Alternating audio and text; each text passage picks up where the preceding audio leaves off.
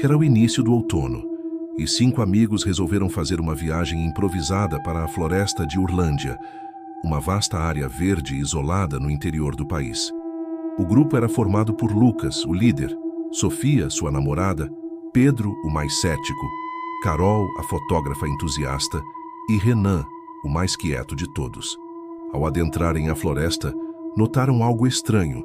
Não havia pássaros cantando, nem grilos, nem sequer o som dos próprios passos ecoando. Era como se a natureza tivesse sido apagada. As árvores pareciam mais altas do que deveriam, e os galhos curvavam-se como se observassem os visitantes. À medida que avançavam, o sol começava a se pôr, pintando o céu de tons vermelhos e laranjas. A floresta mergulhou na penumbra e a temperatura começou a cair. Os 5 decidiram montar acampamento antes que escurecesse completamente, mas logo perceberam que tinham perdido o caminho de volta. Lucas tentou usar o GPS do celular, mas não havia sinal.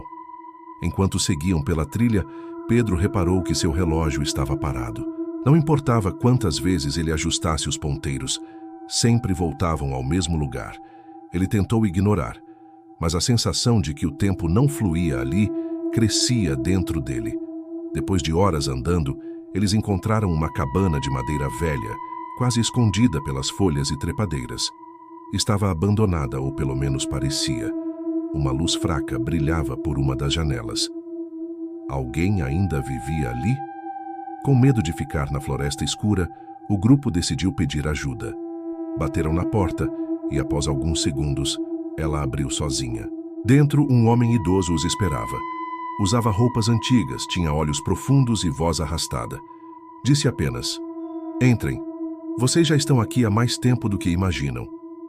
Ele os recebeu com chamorno e pão caseiro, falando poucas palavras. Enquanto isso, os 5 notavam detalhes perturbadores. Retratos nas paredes mostravam rostos borrados, como se estivessem sendo apagados. O chão rangia, mas ninguém se movia. Lucas perguntou se havia algum jeito de saírem dali. O homem sorriu, balançou a cabeça e disse: "Vocês já saíram, mas não vão lembrar disso quando amanhecer." Ninguém entendeu, mas o medo crescia. A noite caía, e com ela, algo mais. Quando a escuridão tomou conta da floresta, os 5 foram dormir na sala da cabana, onde havia colchões no chão. O homem sumiu para o quarto, sem dizer mais nada. O vento batia nas janelas, e o crepitar da lenha na lareira era o único som. Renan foi o primeiro a acordar. Sentou-se lentamente, esfregando os olhos. Olhou para o lado e viu o vazio projetado pelo fogo na parede. Mas algo estava errado. Sua sombra não estava no chão, ela estava de pé. Ele piscou várias vezes achando que fosse cansaço, mas a sombra permanecia imóvel, encarando-o. Quando ele se mexeu, ela não o acompanhou. Em vez disso, virou o rosto para ele e sorriu. Um sorriso torto, sem vida. Renan engoliu em seco e tentou acordar os outros, mas não conseguia emitir som. Tudo parecia abafado, como se o ar estivesse pesado demais. A sombra deu um passo em sua direção. Seus olhos brilhavam fracamente na escuridão. "Você sabe quem eu sou?" perguntou a sombra com a voz de Renan, mas carregada de algo mais. "Sou você. Ou seria, se não tivesse medo." A sombra estendeu a mão. Renan recuou, mas não havia para onde ir. Nesse momento, Sofia acordou. Ela gritou ao ver a sombra em pé, olhando para Renan. Todos despertaram assustados. A sombra desapareceu num instante, como se nunca tivesse existido. Renan estava pálido, tremendo. Lucas tentou acalmá-lo, dizendo que fora apenas um pesadelo. Mas Renan insistia. "Minha sombra me olhou, falou comigo, quer meu corpo." Ninguém teve coragem de responder. No fundo, todos haviam sentido algo estranho. No dia seguinte, o homem idoso havia sumido. A cabana estava vazia, como se nunca tivesse sido ocupada. As janelas estavam fechadas por dentro. Nenhuma pegada marcava o chão. Era como se ele nunca tivesse existido. Eles decidiram sair dali o quanto antes, mas ao deixar a cabana, notaram que as sombras no chão estavam diferentes. Moviam-se independentemente de seus corpos. Às vezes olhavam para eles, às vezes davam pequenos saltos. Carol, nervosa, tirou algumas fotos. Nas imagens, as sombras apareciam com formas humanas, mas distorcidas.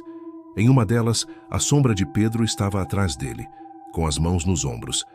Na realidade, ele estava sozinho. Pedro foi o próximo a sentir algo. Enquanto caminhavam, olhou para o chão e viu sua sombra olhando para cima. Ela piscou.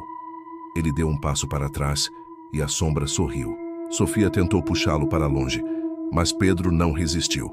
Ele se jogou no chão e, por um segundo, sua sombra subiu nele como uma capa. Quando ele levantou, seu rosto estava diferente. Seus olhos eram apenas sombra. Carol gritou. Lucas correu até ele, mas Pedro não respondia. Sua voz era um sussurro distorcido. Não precisamos mais disso. Somos livres agora. Então, ele se virou e entrou na floresta, desaparecendo entre as árvores. Pânico tomou conta do grupo. Eles correram sem saber para onde iam. As sombras os seguiam, dançando, rindo. Em certos momentos, pareciam ter vontade própria. Renan tropeçou e caiu. Levantou-se e viu que sua sombra já não estava mais com ele.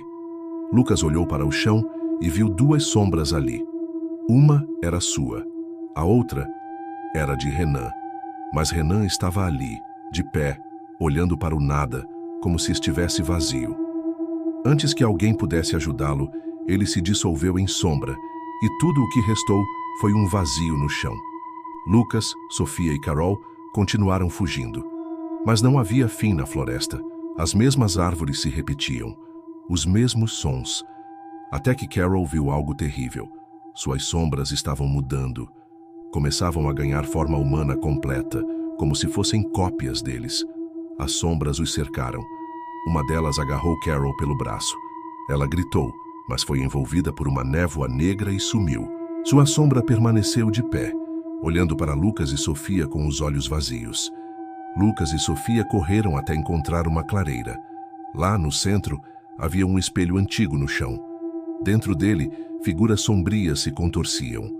Sofia olhou para dentro e viu seu reflexo. Lucas tentou impedir, mas foi tarde demais. Sofia tocou o espelho e sumiu.